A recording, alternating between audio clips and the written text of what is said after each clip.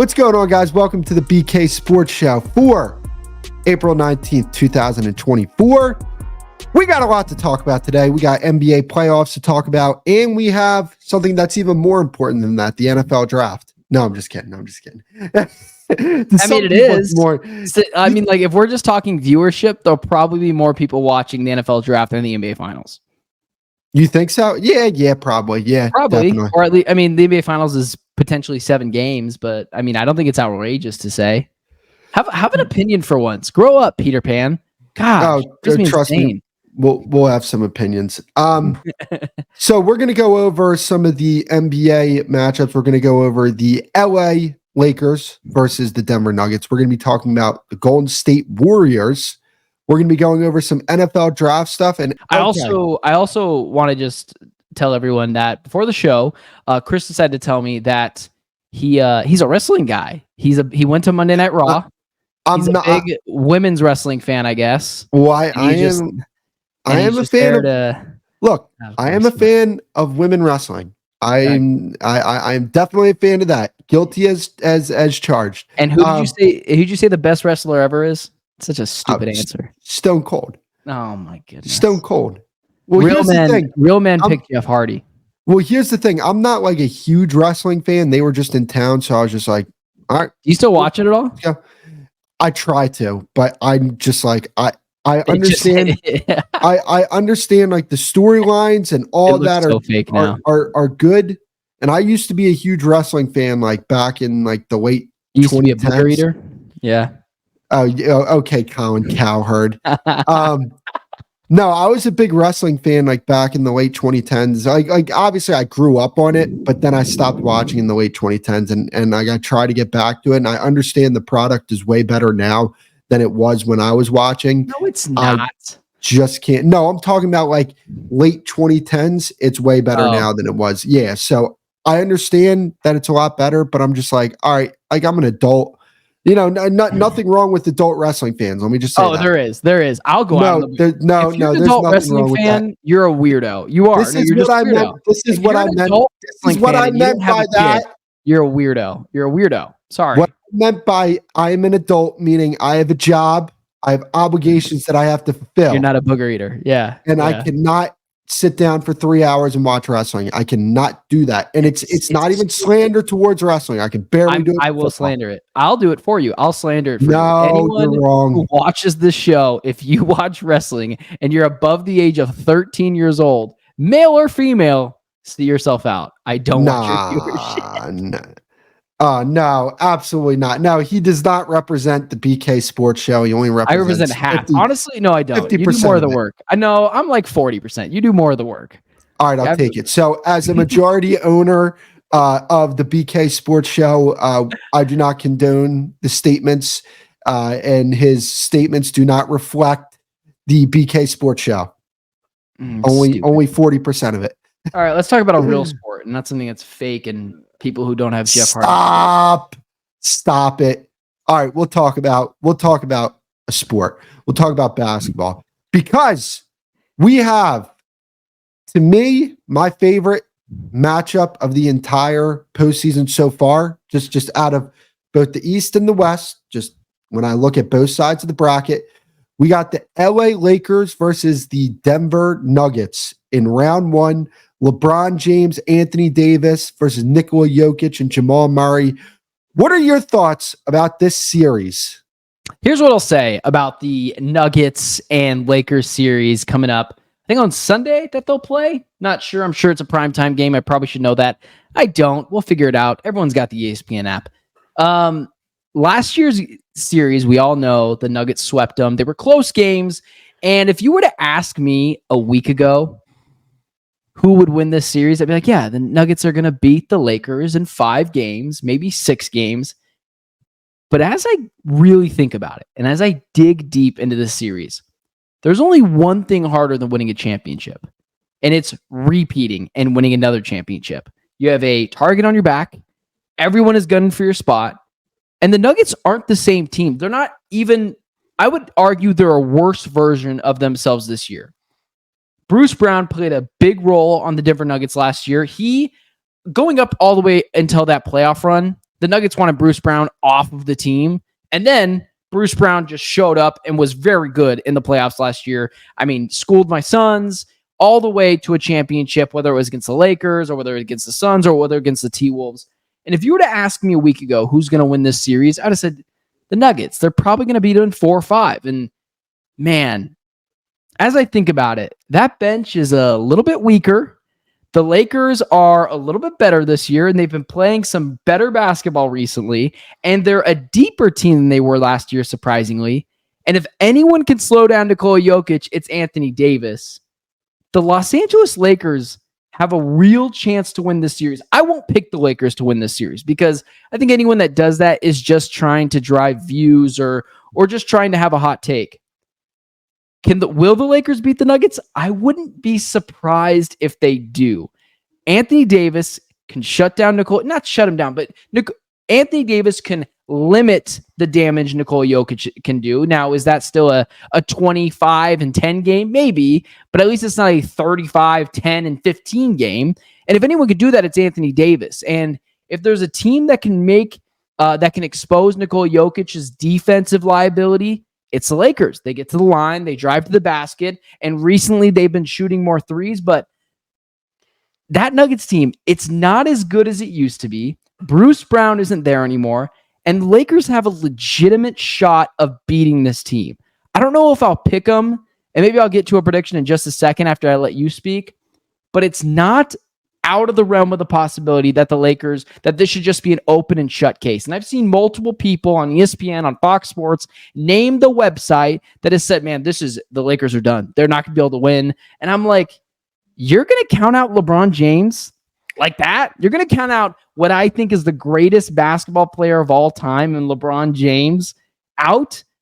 I'm not going to. And I believe that LeBron James can still be the best player for a series, maybe not an entire playoff run, but a series, I think he can still do that. So I'm not just going to count out the Los Angeles Lakers like everyone else is already doing, because at the bare minimum, this is going to be a rock fight of a series. It's going to go minimum 6 or I think 7 games, with what I would probably think the Nuggets coming out on top. But I would not be surprised if the Lakers can give the Nuggets everything they can handle and more. Plus, it's a revenge season game. Michael Malone's been talking a lot. The Nuggets are high on their horse. They're not as good as they were last year. Bruce Brown is gone. LeBron James is the greatest basketball player ever. Anthony Davis can limit Jokic at least a decent amount. I think the Lakers have a real shot here. Am I crazy? You want to know what? You said that the only people picking the Lakers are people who want views. I'm just going to go on record and say I'm going to pick the Lakers. Okay. Look, I'm going to pick the Lakers. I want Iguodala. Skip. Lakers going to win this series. And with the GOAT James. Oh, man. That's going to make for a great social breakout for you on YouTube later on. But do you really believe that? Or are you just No, I don't believe that. I think that that the Denver Nuggets are probably going to win this series.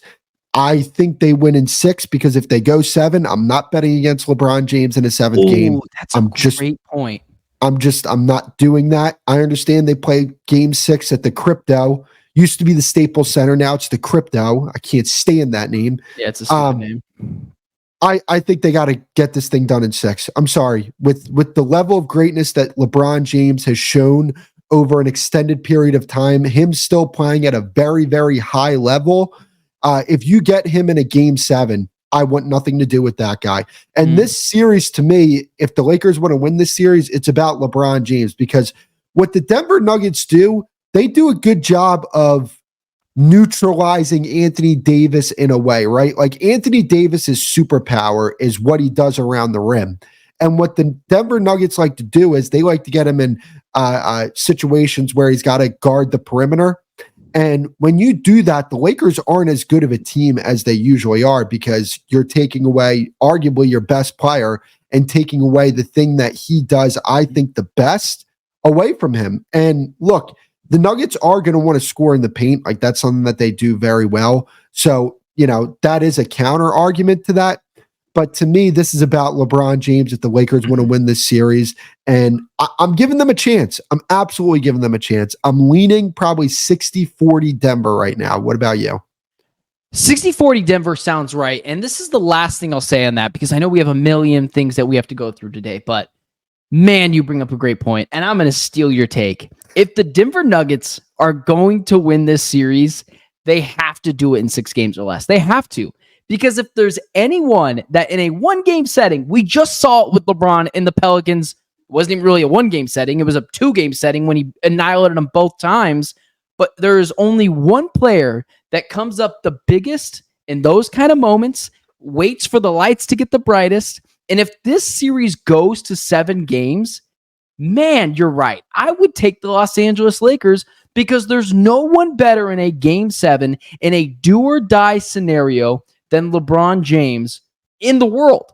So if the Denver Nuggets are going to win this series, they cannot play with their food. They need to do it in 4 to 6 games. Because if it's 7, I'm absolutely picking against them to win that game because LeBron James is still capable of being the best player in the NBA in a one-night stretch. And I think he can be the best player in a series.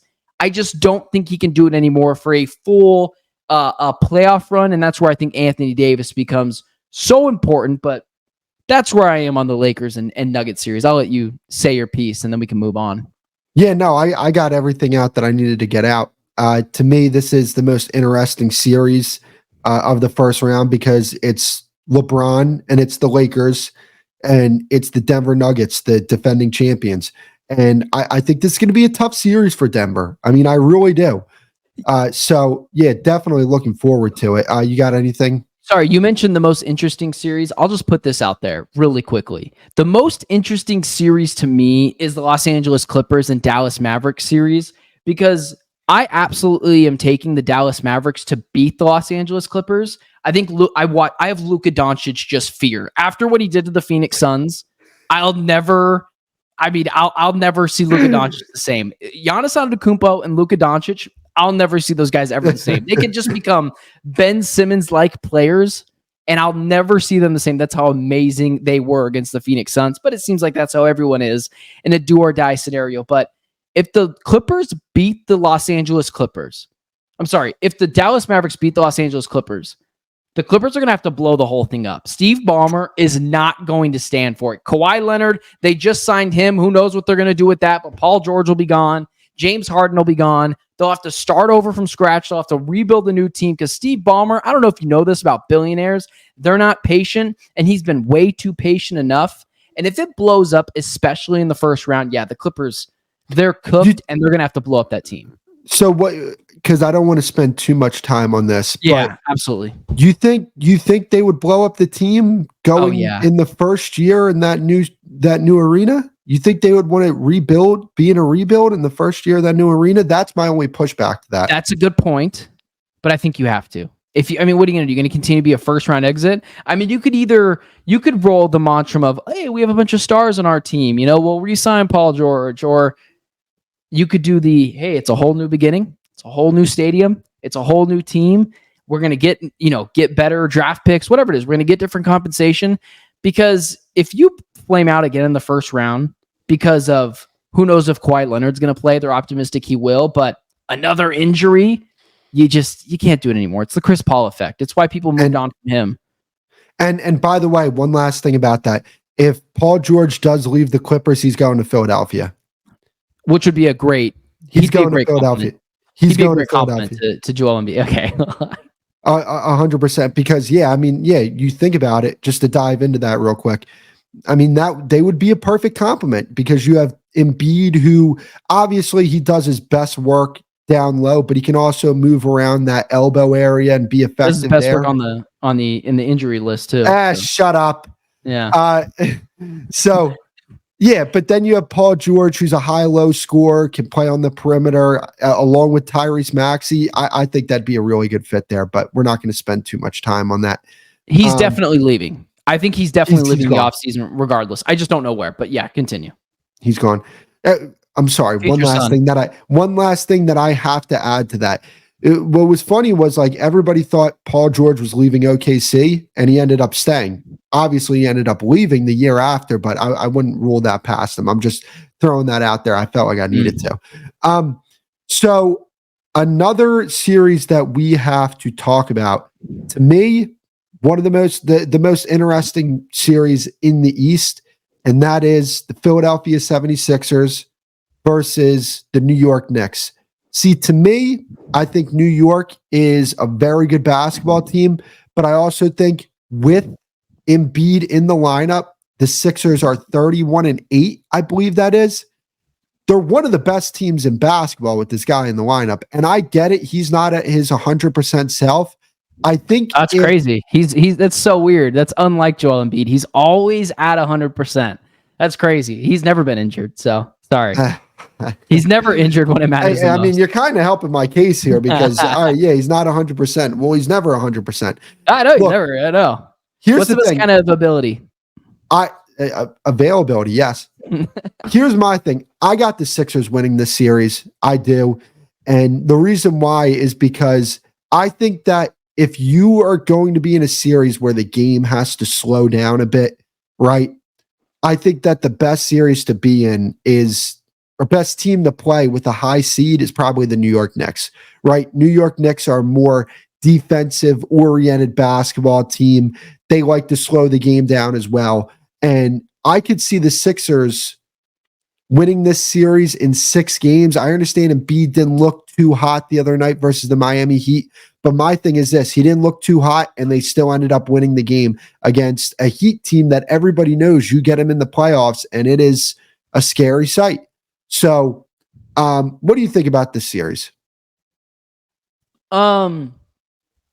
It's interesting with this series because here's the issue with the New York Knicks. Tom Thibodeau, he kind of is a one-trick pony. He runs his players into the ground the entire regular season. It's a Mike D'Antoni thing where he runs them into the ground. He doesn't use much of a bench, and he beats a lot of other teams because he's playing Jalen Brunson more minutes a night than the average star.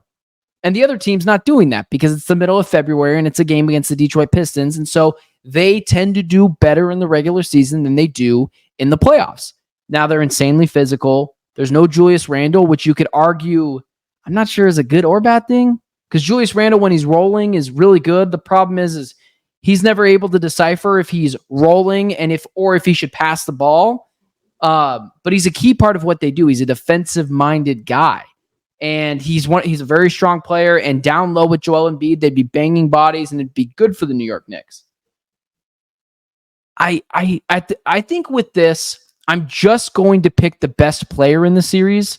So I'm going to take the Philadelphia 76ers, where I like Jalen Brunson, but I'm not as high on Jalen Brunson as everyone else. Like, I really like Jalen Brunson. I think Jalen Brunson is a really awesome number 2. And here's the issue. And it was one of those things that people talked about a couple of months ago, and people didn't like it because you were being unfair about his hype. But this is just a big man league. This has always been the bigger players have always won championships as number 1s on teams. Jalen Brunson is like 6'1". He's a tiny guy. He plays bigger than he is. But the thing that will always hold him back is his height, his weight, and his build. Outside of Stephen Curry, there's not a lot of guys that are down there at 6'1", 6'2", 6'3", taking over the NBA. It's a lot of Giannis Antetokounmpos. It's a lot of Joel Embiid's. It's a lot of Nikola Jokic's. It's a lot of LeBron James, who's a freight train coming down the tracks. It's a different NBA. And when you're a guy who's a little tinier and you're asked to be the number 1 and asked to carry the team to even just the Eastern Conference Finals, I just can't buy into it. And with the Philadelphia 76ers, they have, in what is my mind, the best player in the series, strictly because I'll put Joel Embiid and Jalen Brunson at like a draw. But if I'm going to pick them at a draw, I'm just going to pick the bigger, taller, and better defender in Joel Embiid. And so I know a lot of people take Joel Embiid over Jalen Brunson. That's fine. I wouldn't push back on that really. But he's just a bigger, stronger player. I love Tyrese Maxey. And I think the Knicks are just going to kind of do we're going to play our guys 42 minutes a night, but guess what? So is everyone else now in the playoffs. So for that reason, I kind of agree with you. I would take the 76ers, and I'll call it 7 games. I'll go 7. I think the Knicks are a good team. You want to know what? So let me know if I'm off with this comparison. I think Jalen Brunson is Chris Paul. I think the way he plays, he reminds me a lot of Chris Paul. And here's why a better score, but I see what you're saying. I see what you're saying. And this is where I'm going with the conversation. Like when we talk about Jalen Brunson being a 1, if you're going to win a championship, not just be a really good regular season team, not be a team that wins a playoff series or 2, I'm talking about if you're going to win a championship, you're not winning it with him as your number 1 player. And the biggest misconception that people had about Chris Paul is that guy could be your best player and you would win an NBA Finals. That was never the case. He was always a 2, but guess what? That's not even slander either, because Scottie Pippen is a Hall of Fame player and he was a 2. John Stockton was a Hall of Fame player. He was a 2.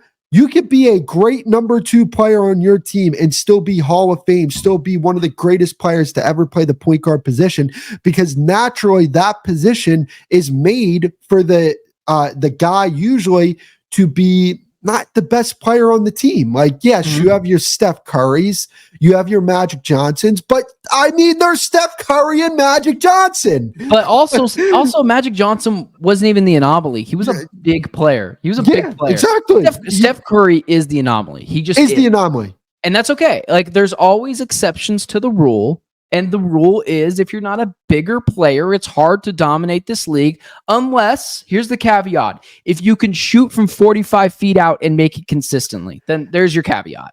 And here's the thing, even with Steph Curry as the number 1 player, to me, he has 2 rings by himself. Because those Durant ones, I do not give him a ton of credit for those Durant ones. I'm sorry, I just don't. Like you had the best roster the NBA might have ever seen.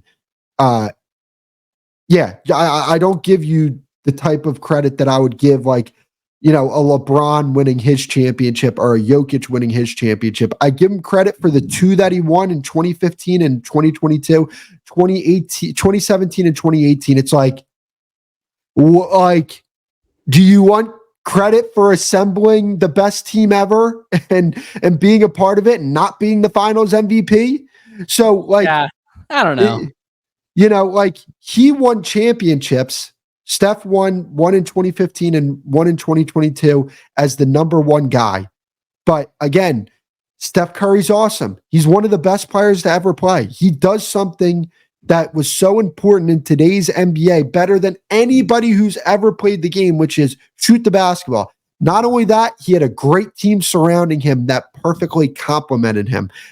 Those teams were deep as hell. Deep as hell. I mean, you talk about, you had Curry, you had Iguodala, you had Draymond Green. And then you had guys like Sean Livingston and Leonardo Barbosa and Harrison Barnes. And Leandro Barbosa. How dare you go after the former Phoenix Sun great Leandro Barbosa? Hey, let's hop into this because let's just move on to this topic because we were going to talk about teams that matter. Well, this team doesn't matter because they're not in the playoffs. The Golden State Warriors. Let's get into it. Is this the end of it? Is this the end of the dynasty? Well, the end was last year. The end of the dynasty was last year. The end of the dynasty, if we're just being honest, was their last championship ring, in which, I mean, you want to talk about not giving credit. Of course, I'm going to give credit because they won the championship. They got some breaks along the way. They didn't have to play the Suns, who melted down to the Dallas Mavericks. They got to play the Mavericks in the Western Conference Finals, and they got to play the worst finals performer in Jason Tatum in the championship. So, I mean, if you want to talk about, Sorry, I give him more credit for that. I'm not going to take that away. No, I do too. Good. Obviously, I'm sorry. I'm not going to take away credit for and not only that, those 2017-18 teams, they were going up against the Cavs with Kyle Korver as their second best player. There is a poster out there that exists where it is Kyle Korver, LeBron James, and I don't even know who was the third person. Tristan Thompson. I don't know. Tristan Thompson versus Kevin Durant, Steph Curry, and Klay Thompson. So let me give you a scenario. I mean, obviously, the Warriors dynasty is over. This version of the Warriors dynasty is over. Draymond Green, the dude's got to get his emotions in check. At this point, he's offering more bad than good recently. Klay Thompson is cooked. Klay Thompson is not a good basketball player anymore. Some team, everyone keeps on telling me Klay Thompson's going to get $20 million from some bottom 5 organization. Now, I'm like, all right, maybe, but no one of relevance is going to give Klay Thompson anything more than I don't know, 20 million over 2 years, maybe $10 million a year. Maybe that's what Klay Thompson gets. But so this iteration of the Warriors is dead. If they keep it this way, here's what I will say. I know of a certain superstar athlete that loves to team up with other star players, that doesn't mind moving to different cities to form a new team, and is chasing the greatest, what is presumptively the greatest player of all time. What is the only way LeBron James can convince the public that he is the greatest basketball player of all time, bar none? Well, Michael Jordan won 6 rings with one team. What if LeBron James wins a 5th ring with, at that point, his 4th team? So he'll have won 2 with the Heat, 1 with the Cavs, 1 with the Lakers, and then 1 with the Golden State Warriors. If there is an iteration that is going to save the Warriors, it's LeBron James, who has a player option because he's the only player in the NBA that has consistently controlled his destiny every single offseason. I could totally see Draymond Green, who's already made the phone call to Kevin Durant one time to come join his team, makes the phone call to his best friend and buddy LeBron James and says, hey, LeBron, why don't you come over just a few miles north, not really, a couple hours north, to San Francisco in the Bay and join the Golden State Warriors? I don't think this is crazy. LeBron James and Stephen Curry work together perfectly. I mean, that is, in a world, if you could build the perfect duo, that would be it. Stephen Curry and LeBron James. Then you have a bunch of players that are willing to come ring chase, come on vet minimums. Draymond Green, who's already under contract, would stick around. I think the only way you can save the Golden State Warriors dynasty, if it is even still alive, is bringing LeBron James over from the Los Angeles Lakers over to the Golden State Warriors and having his number 2 player be Stephen Curry, and not flaky, although he's been healthy this year, Anthony Davis, who's normally injury prone. We call him street clothes for the longest time. I think that is how you save the Golden State Warriors. A certain superstar player that could try to win his 5th ring on a 4th team, something Michael Jordan never did after he left the Chicago Bulls. It's another case for his GOAT debate to be the greatest player of all time, and that is how you save the Golden State Warriors dynasty. It's on life support.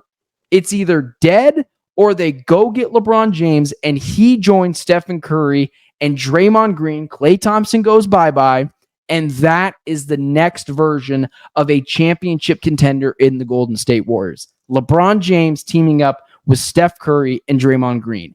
Am I crazy? Yes, I think you're crazy. And here's the reason why.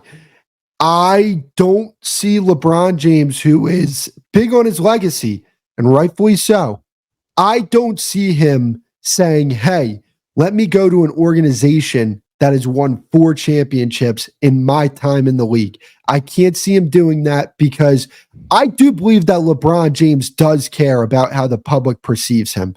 When it comes to, that GOAT discussion. Here's what I will say, and I know I keep on bringing this team up, but I'm just saying this because they're going to have cap space to go sign a guy. I think if LeBron James wants to go win another title, go to Philadelphia, because you're playing with a guy who right now is better than Steph Curry. Joel Embiid at this point of his career, at Steph Curry's point of his career, is better than Steph Curry. Okay? You play alongside Tyrese Maxey. You got Tyrese Maxey and Joel Embiid playing alongside you. That team could win a championship. And if he wins one, for Philadelphia that hasn't won a championship since the 70s, that's something that he's going to be able to put on his resume. I think that that's the move LeBron should make if he really wants to establish his legacy as the greatest of all time. Because if he can go and do that, you're talking about, I already think he's the GOAT. I really do. And I say this with Brady. I say this with Brady as well. People are like, oh, well, Patrick Mahomes has all the rings, this, that, and the third. And, even though he has less rings than him, but, they're like comparing what Brady did in his early career to Patrick Mahomes. Here's the difference. The reason why Brady is the GOAT is because of longevity. Longevity matters. It's everybody can perform well. Every one of those exceptionally talented players can perform well in their mid-20s. Can you perform when you're in your 40s, still being the best in the damn game at your position? Or, maybe LeBron's not the best player in the league anymore, but he's certainly one of them. And the guy is 39 years old? And he's probably still has 2 to 3 years left in him if he wants to continue playing. And he's probably got 2 more at a very high level. So that to me is why I believe it's about longevity. Longevity matters. Let's just continue with this with the 10, 15 minutes that I have left. We can go to the NFL draft in just a second. But here's what I'll say. And here's my brief thing on the greatest of all time debate. The greatest of all time is basically what you define it as. I believe if we're just talking greatest of all time, Michael Jordan's the greatest of all time, right? Because I think who had the best peak. And I think it's hard to denounce Michael Jordan winning 3 championships, retiring, and then winning another 3 immediately. I think that's the greatest of all time. Now, who's the best player of all time? There's no argument. The best player of all time is LeBron James. Go James. Maybe it's because people don't like his political views, and I don't care about any of that. Believe what you want. I'm not going to vote for who you tell me to vote. I'll vote whoever I want to vote for. But here's what I'm going to say. There's no argument. There's just no argument. Statistically, he blows him out of the water. He's won championships with multiple different teams in multiple different locations. I just don't care. I mean, the greatest of all time at their peak, I'll take Jordan, but the best player, if you're saying Jordan at this point, you're just an old head or you don't know ball. Anyways, continue to our last topic, please, for the love of God. Okay. Yeah, definitely. I agree with you on that. So, all right, we have the NFL draft coming up 7 days from today at the time of recording. So here's what I'll say. All right. I want to go over these. What will you say? What will you say? I want to go over these quarterbacks. My top 5 quarterbacks. I'll rank them. I got Caleb 1, Drake May 2, Jayden Daniels 3, JJ McCarthy 4, Michael Penix 5. Let's start out with this one. Drake May or Jayden Daniels, because we believe that Caleb Williams is the best player. This is gonna be so easy. Ask me a question. He's the best quarterback. Caleb. Yeah, okay. Yeah, Drake May or Jayden Daniels. Okay. I think the better question you should be asking me is Jayden Daniels or JJ McCarthy. I have zero belief in Jayden Daniels as an NFL quarterback. He is a smaller guy, smaller frame. That generally doesn't work as well in the NFL. And people are like, his comp, Lamar Jackson, the most athletic, fastest, cut on a dime quarterback in the NFL. That's his comp, Lamar Jackson. I watched Jayden Daniels with my own 2 eyes at Arizona State University, the school in which I attended, the school in which Jayden Daniels attended. I watched him. He wasn't very good. He was fine. He was a good quarterback. He's one of the better quarterbacks Arizona State has had over the last decade, but that's not saying much because Arizona State football is not very good. He goes to LSU, he gets Malik Neighbors, gets a couple other nice pieces, gets Brian Kelly, and weird. He becomes a Heisman winner, in which I'll still argue I would have given the Heisman to Michael Penix Jr. I have zero belief in Jayden Daniels. Jayden Daniels is going to get a general manager fired. I think the Raiders are going to be the team that talks themselves up to getting him because the Antonio Pierce connection to ASU with Jayden Daniels. He helped recruit him. But I watched Jayden Daniels with my own 2 eyes. I'm not going to look at the film at LSU and see in which a lot of quarterbacks come out and look really good outside of Joe Burrow. A lot of them don't really work.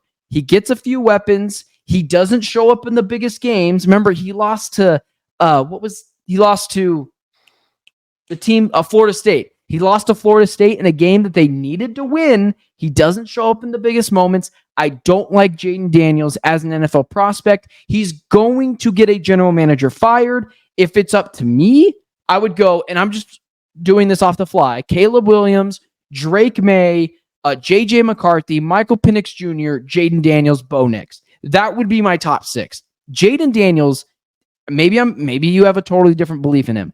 I just don't believe in the guy because until he got an absorbent amount of talent around him, he was just not very good. And if you're a quarterback like Jayden Daniels, guess what's going to happen? You're going to be asked to carry a team as a rookie quarterback because that team probably isn't going to have a lot of weapons because they have a high draft pick, and he's not going to be able to do that. The way he plays, he scares me, puts himself in harm's way a lot. I don't think he's a smart football player. He's got a fine arm. I don't think it's anything special. I don't like Jayden Daniels at all as an NFL prospect. You may talk now. Yeah, it's your turn now. Yeah, no, when it comes to Drake May or Jayden Daniels, my question to people is this. How good was Jayden Daniels as a junior? He played 5 years in college football, if I'm correct, right? I think it was 4. It doesn't matter. I can look it up. Okay.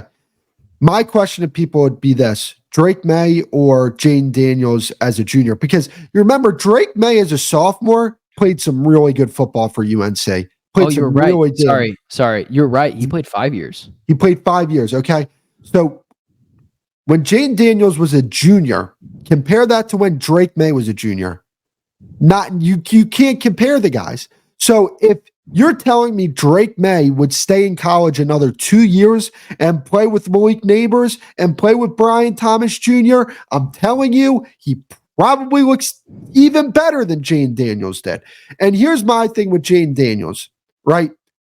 I do think that an NFL coach can come along. He does have some skills to his game. He does have a toolbox. And I think that an NFL coach can take that and say, hey, I can use these things that he does well. I can tweak some things and I can have a quarterback that can win me games. Is he a top 10-ish type of guy? Maybe not, but I can work around some of his deficiencies. To me, he was a better prospect than Tua. I truly believe that. And if Tua can fit in Miami's system, I think that if you have a good enough coordinator, Jayden Daniels can fit in a system. I got J.J. McCarthy over Michael Penix, and here's the reason why. When I look at an NFL quarterback, J.J. McCarthy looks more like an NFL quarterback when it comes to his physical athletic profile. I know he's a bit skinny, but he is taller. He has, he's right-handed. I'm not a fan of left-handed quarterbacks. I'm just not. I'm sorry. I discriminate from that perspective. But one stat that I don't think people talk about enough when it comes to J.J. McCarthy, Michigan ran the ball a lot, right? Sometimes it was first, second down. Oh, wait, we didn't really get anything going here. Hey, J.J. McCarthy, go throw a laser and pick up this first down. And he'd do it a lot of times. He creates out of structure. I think that there is a skill set there that if somebody can tap into, man, the ceiling's very high for this guy. And the reason why I believe that is because on 3rd and 7+, right? That's quarterback down right there. That is a quarterback situation. 3rd and 7+, J.J. McCarthy was number 1 in the country in QBR. I love that stat. You normally hate QBR. Love it in that scenario on 3rd and 7. So let me tell you that. So I gotta get out of here in the next 5 minutes. So we gotta wrap here in a second. Here's what I'm gonna say. My comp for J.J. McCarthy, and I put this out the other day on Instagram, and it did pretty well, is Brock Purdy. I think he's Brock Purdy. I think with the right weapons, I think with the right coaching, I think J.J. McCarthy can be a really good. I like J.J. McCarthy a lot. I like Brock Purdy a lot. I do think they need a decent amount of things around them. I think their environment matters a lot. And if he goes to the Minnesota Vikings, Justin Jefferson, TJ Hawkinson, Jordan Addison, Kevin O'Connell. Love it. Love it for JJ McCarthy. JJ McCarthy goes to let's just use the example again, the Las Vegas Raiders. He's going to be a tax accountant in a couple of years. So what do you think? Yeah. No, I agree with you. You want to know who I actually think his comparison is? I would love to hear it. Actually, yes. And this, people might take this the wrong way, but I'm I hope talking they do. about when he was in his That's prime. much better when they do that. Ready? I think that JJ McCarthy, his pro comp to me is Carson Wentz. And this is why I say that. When Carson Wentz came in the NFL, he needed to be refined as a quarterback. Doug Peterson did a good job with him until the wheels fell off over there. But when you look at their body types, right? Tall, skinnier builds, big arm, can make plays out of structure. That's where I look at it and I'm like, man, he reminds me a lot of Carson Wentz. I think that JJ McCarthy has a bigger arm than people want to give him credit for. Both of these guys are guys that throw the ball more of a bullet type of style instead of touch passes and passes like that. So that's something that he's going to have to work on. But when I look at it, I'm just like, man, when I watch his tape, I'm like, he moves like Carson Wentz. He kind of throws like Carson Wentz. He creates out of structure like Carson Wentz. And I don't think that that's a bad comp. I'm not saying the Carson Wentz that he is right now. I'm talking about the Carson Wentz as a prospect coming into the league. JJ McCarthy reminds me a lot of him. I see what you're saying, but I understand why people are going to take you to the back shed for that one. But oh yeah, I digress. Oh yeah, well because look, this will be another topic for another day. Carson Wentz, I think, deserves to be a starting quarterback somewhere. I just believe that. 27-7 in his last year as a starter. Yeah, I don't think Carson Wentz, people are upset with the talent, and this will be the last thing I say. I think it's the head case, Carson Wentz, and his talent, I just don't think outweighs the distraction of Carson Wentz. But you're right. Conversation for another day. Yeah, absolutely. If we've learned anything today, I discriminate against wrestling fans over the age of 13, and you discriminate against left-handed quarterbacks. So cool. Yep. And you are a booger eater just like the rest of those wrestling I fans. don't watch wrestling anymore. Okay.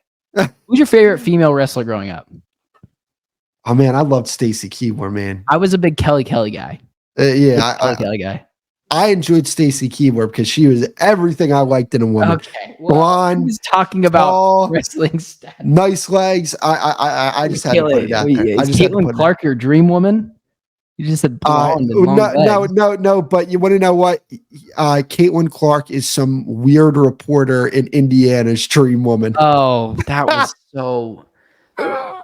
I'm so happy I'm married. I'm so happy I'm married. Some of these people with their game nowadays, I don't get it. Anyways, man. Wrap up the show. All right. Well, the show's wrapped up, man. The show's wrapped up. We're gonna wrap up the show right now. Hey, thank you guys for tuning in. Make sure to hit that like button. I should probably say that at the beginning of every episode. But yeah, we're gonna wrap up the show right now. Make sure you give this video a big thumbs up, and if you do, at 1,000 likes, we'll do a bikini stream in which Chris will come on in a bikini. I did not agree to that at all. All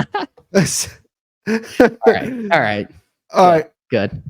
All right, I'm out of here. Say